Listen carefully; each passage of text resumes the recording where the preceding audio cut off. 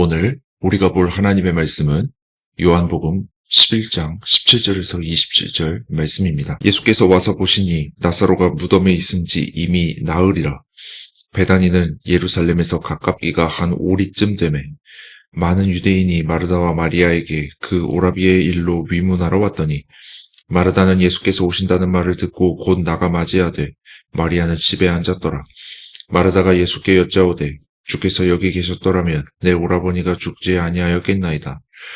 그러나 나는 이제라도 주께서 무엇이든지 하나님께서 구하시는 것을 하나님이 주실 줄 아나이다. 예수께서 이르시되 내 오라비가 다시 살아나리라. 마르다가 이르되 마지막 날 부활 때에는 다시 살아날 줄을 내가 아나이다. 예수께서 이르시되 나는 부활이요 생명이니 나를 믿는 자는 죽어도 살겠고 무릇 살아서 나를 믿는 자는 영원히 죽지 아니하리니 이것을 내가 믿느냐. 이르되 주여 그러하외다. 주는 그리스도시요 세상에 오시는 하나님의 아들이신 줄 내가 믿나이다. 아멘. 어떤 선교사님과 이야기를 나눌 기회가 있었습니다. 저는 목회자가 되고 싶지만 부족함이 많습니다 라고 말했습니다. 그 말을 들은 선교사님은 이렇게 말했습니다. 하나님이 장점을 더 많이 쓰실 것 같으세요? 아니면 단점을 더 많이 쓰실 것 같으세요?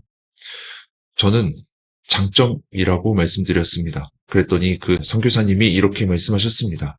아닙니다. 하나님은 우리의 약점을 더 많이 쓰십니다. 하나님은 우리의 장점뿐만 아니라 우리의 약점 또한 선용하실 수 있는 분입니다. 오늘 우리가 읽은 말씀에 보면 예수님의 실수로 인해 오히려 하나님의 능력이 부각되는 것을 볼 수가 있습니다. 예수님은 오늘날 한국 사회라면 도저히 용납될 수 없는 실수를 하나 하십니다. 그것은 죽어가는 사람을 살려내지 못한 것입니다. 이런 경우 의사라면 곧바로 의료소송에 휘말릴 것이고 목회자라면 그 교회에서 사임을 해야 할 것입니다.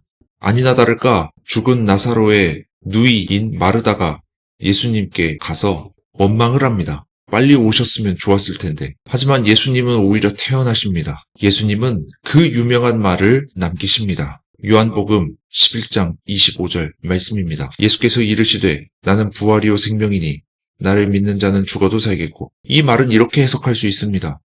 내가 살려낼 테니 걱정하지 말아라. 이 말을 들은 마르다는 예, 주님 믿습니다. 이렇게 말을 합니다. 이건 우리 정서로는 도저히 이해할 수 없는 일입니다.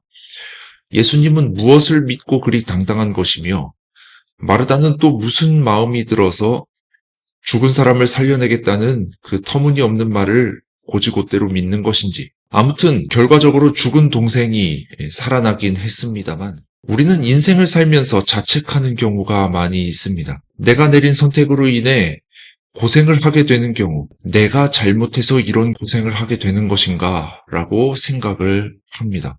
하지만 하나님을 믿는다면 자책할 필요가 없습니다. 하나님을 믿는다면 끝까지 당당해도 됩니다. 왜냐하면 예수님이 그랬기 때문이죠. 성경에 보면 이런 이야기가 있습니다. 역대하 25장에 보면 아마샤 왕이 은 100달란트를 주고 군대를 고용하였습니다. 그런데 어떤 하나님의 사람이 왕에게 나와서 고용한 군대를 도로 돌려보내라고 말합니다. 왕이 반문합니다. 이 사람들을 고용하느라 은 100달란트나 썼는데 어찌한단 말인가. 그러자 하나님의 사람이 이렇게 대답합니다. 9절 말씀입니다. 하나님의 사람이 말하되 여호와께서 능히 이보다 많은 것을 왕에게 주실 수 있나이다 하니라. 하나님 입장에서는 은 100달란트는 아무것도 아니며 언제든지 그것을 갚아주실 수 있다고 말합니다. 아마샤 왕의 경우처럼 하나님의 뜻을 물어보지 않고 일을 추진했다가 추후에 잘못을 깨닫고 바로잡는 경우라도 하나님은 그 실수를 수습해 주시는데 하물며 우리의 작은 실수는 오죽하겠습니까? 우리가 저지른 실수가 시험거리가 되지 않기를 원합니다. 그러기 위해서 우리는 하나님의 사랑을 가지고 서로를 대해주기 원합니다. 이 말씀을 마음에 새기시기 바랍니다. 갈라디아서 6장 1절에서 2절 말씀입니다. 형제들아, 사람이 만일 무슨 범죄한 일이 드러나거든 신령한 너희는 온유한 심령으로 그러한 자를 바로잡고 너 자신을 살펴보아 너도 시험을 받을까 두려워하라.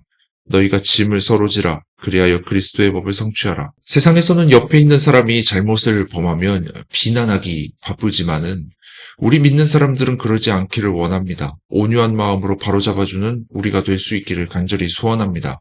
그래서 실수가 시험거리가 되지 않는 은혜가 있기를 간절히 소원합니다. 이제 적용의 말씀을 드리며 설교를 마무리하고자 합니다. 적용의 말씀입니다. 첫 번째, 실수로 인해서 두려워하지 맙시다. 두 번째, 내 옆에 있는 사람의 잘못을 온유한 마음으로 바로 잡아줍시다.